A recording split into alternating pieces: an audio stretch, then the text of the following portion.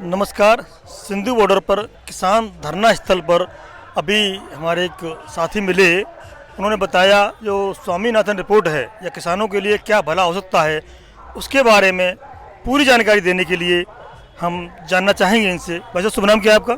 मेरा नाम सरदार गुरमेल सिंह, जिला पटियाला, पिंड Bosarka, Indian farmer association Sifa. Indian farmer association Sifa से हैं आप। आपने अभी चर्चा की किसानों के जो भलाई हो सकती है अगर वो स्वामीनाथन रिपोर्ट सरकार लागू कर दे तो इसके बारे में आप विस्तार से बता पाएंगे कि स्वामीनाथन रिपोर्ट है क्या? जो स्वामीनाथन रिपोर्ट है, इससे मनमोहन सिंह सरकार के टाइम एक कमीशन बनाया था। स्वामीनाथन बंदा चेयरमैन था, बहुत बुद्धि सर छोटू राम से बाद वो आया था। उससे बाद उन्हें लिखा ये देश को बचाना, देश के किसान को बचाना, इसको 50% मुनाफा दो और जो तुम किसान को खा लिया उसको जो कुछ हो गया उसको छोड़ो और देश को किसान को बचाना है, इसको 50% मुनाफा दो। पर उससे बाद उन्हें भी रद्दी टोकरी में पा के रखा। पर जब प्रधानमंत्री नरेंद्र मोदी ने पहला बनना था, वो मुद्दा स्वामीनाथन की रिपोर्ट चक्की। बहनों भाइयों, मेरे को वोट दो, मैं किसानों का स्वामीनाथन की रिपोर्ट लागू करूँगा। मेरे कौमी प्रधान Sardar Satnam Singh Vairu, Indian farmer association Sifa ने हमने एक रिट पाई 7 किताबों की जिल्दों को, पन्ने में 1400 की। उससे बहुत इकट्ठी करी, कहाँ कहीं मित्र प्यारे से ली, होर से ली। उसके एक सुप्रीम कोर्ट में रिट दायर की। हमारे पास सबूत भी है, तो बाद में दिखा देंगे हमारे लीडर साहब पर, जब किसी को शक हुए। उससे बाद उसने केस चलिया। उसमें बाद उसने बोला जे मैं स्वामीनाथन को जवाब दायर कराया। उसने बोला, थोड़ा हिंदी बोल सके तो अच्छा लगेगा। उसने बोला हम स्वामीनाथन की रिपोर्ट लागू नहीं कर सकते। वकीलों जजों ने पूछा क्यों नहीं कर सकते? हम मैनिफेस्टो दिखाया उनका भी इसमें बोला जब मेरे को सरकार बनाओ, मेरे को प्रधानमंत्री बनाओ, हम स्वामीनाथन की रिपोर्ट लागू करेंगे। पर उसके बीच फिर उसने एक हल्फनामा दायर किया। उसने बोला जे हम स्वामीनाथन की रिपोर्ट लागू कर देते हैं तो देश में उथल पुथल मच जाएगी, अफड़ा दफड़ी मच जाएगी। फिर उसमें बिल्कुल वो झूठ बोलिया। अल्फनामा के दायरे में अल्फनामा होता है जो, उसके बीच बिल्कुल झूठ बोलिया इनमें। जब वो प्रधानमंत्री बन गया है, उससे बाद हमारा किसानों का जो कोरोना आया, नोटबंदी आई, उससे नोटबंदी से GST आई, सबको धोखा कराया किसानों को, मुलाजम मजदूरों को, जिन्हें भी हैंगे थे लोग। उससे बाद कोरोना के बीच में हमारा ये काले बिल लाने में ना किसी को बुलाया, ना किसी को पूछा, ना विरोधी धिर को पूछा भी हम यह लागू करना नहीं। सेशन बुलाते हैं, उसको पूछते हैं सारे को, विरोधी धिरों को भी अपने चीज़ लागू करनी नहीं। इसने लॉकडाउन के बीच या बगैर पूछे बगैर समझे सोचे एक काले बिल कानून लाते। पर मेरा प्रश्न ये था, स्वामीनाथन रिपोर्ट है क्या? स्वामीनाथन जी रिपोर्ट है उसके बीच यही बोला है बार बार, जे किसान को बचाना है, देश को आना, इसको 50% मुनाफा देकर देश के किसानों को बचाओ और इसको लागत मूल्य दो। किसान को लागत मूल्य दो, 15% का प्रॉफिट दो, 50% का मुनाफा प्रॉफिट दो। वो कहता है देश को बचाना, किसान को बचाना।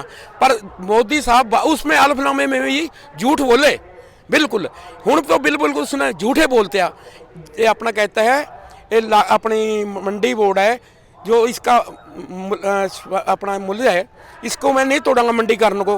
वो तो झूठ ज़्यादा। एक तराजू तखड़ी होती है सुप्रीम कोर्ट की, उसके बीच भी हुआ झूठ बोल गए।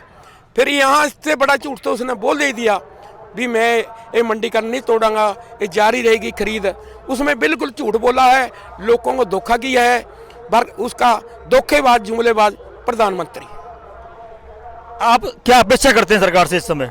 हम देखो 2.5 महीने हमारे को पंजाब में हो गए संघर्ष, शांतमयी है। यहाँ 26 तारीख से शांतमयी है। हमारे यहाँ सारे एक कुंडली गांव के बॉर्डर से लगे, हमने किसी का फुल नहीं तोड़ा, किसी का दिल नहीं दिखाया, किसी को कुछ छेड़ा नहीं है। शांतमयी प्रोग्राम है।